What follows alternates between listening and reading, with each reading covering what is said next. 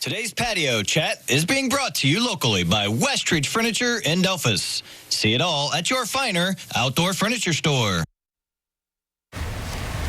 We're going to check in with the Alzheimer's Association of Northwest Ohio because they have a report on. It's got some interesting talking points and some things that came out of it. And joining us today to tell us more, Marybeth Torsell, the program manager, of course, with the Alzheimer's Association of Northwest Ohio chapter. And thanks for coming today. It's a mouthful. Thank you. I know, really, your title is just so long. Marybeth with Alzheimer's Association. That's perfect.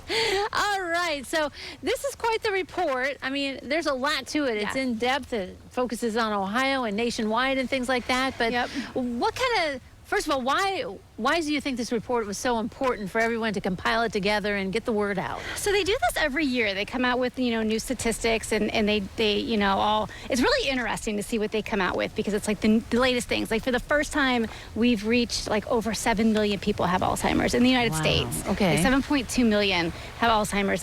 And it's growing more and more and more. That is kind of a staggering number, isn't it? It is. And then they do all these studies and surveys on caregivers and people. And it's just neat to see what people's thoughts and perceptions are of the disease. So this is the kind of survey that talked to caregivers, to doctors, and that kind of thing. I mean, this is kind of comprehensive. Yeah, doctors and just normal, like just everyday people, you know, like that's, and then they find things out like, 4 out of 5 people would want to know early on if they had the disease. So, knowing that, then it helps, go to, get more research for, prevention and diagnosis. Right, yeah. Well, speaking of that, are there any tools for those of us who might want to know ahead of time? Yeah, there's a new biomarker out now. It's a biomarker test. It's a blood test approved by the FDA for anybody over 55. It's a blood draw, and it tests the amount of amyloid plaque in their blood. It's not a standalone test. Like you can't just get that. It'd be in combination with some other things at your doctor, like a neuro exam. It's interesting because it's the first one. Lots of people say, I just want to get blood. Like I just take one quick test, and this is the first step in that.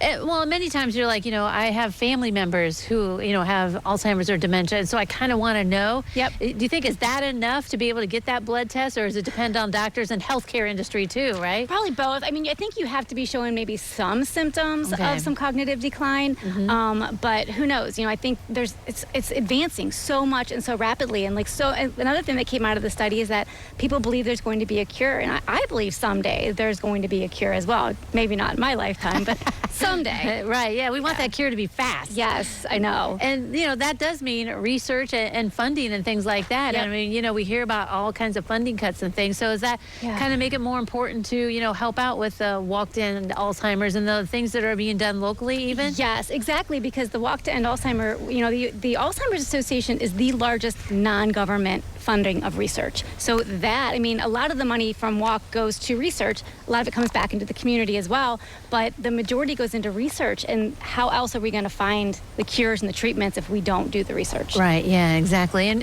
part of the research is people doing a thing like this, surveys and stuff like that, right? Being open about it, because sometimes people don't want to talk about these kind of things. No, they don't. And, clinical trials, like when I was with the American Cancer Society, a clinical trial was like the end, and that's not the case with Alzheimer's. It's like, you can go into caregivers, just people in general can go to a clinical trial. We have a trial match on our website where you can see what's in the area and what you're available to take part in. Yeah, you mentioned the website. I mean, there is so much information out there at alts.org. And I know, like, for more on this study, /facts, so we have that insert on the screen. But I mean, just if you have questions or want to find out more, I mean, that website is a wealth of information. It is. It is. And it's really important to get factual information. Don't go someplace where the cure is in this little drop of, whatever. Yeah, you have to get factual information. And the website, the great thing about our website is the search bar. So if you don't remember what you're looking for exactly, or you don't know where to find it, just search for it and it'll take you to it. There, which is so helpful because I sometimes can't find things on there.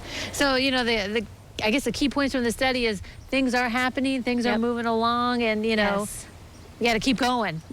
Yep, keep going and keep talking about it. Talk about the disease, bring awareness to the disease, get tested if you're worried about it, and then talk to your doctor about the treatment, because there is a treatment that slows down the progression. Right, yeah. So kind of things have been moving recently, right? They've been progressing. Yeah, they've been progressing, so that's good. And Alzheimer's Association here for caregivers, for the patients, support groups, that kind of thing. Yes. So you're here along the way with this journey. Yep.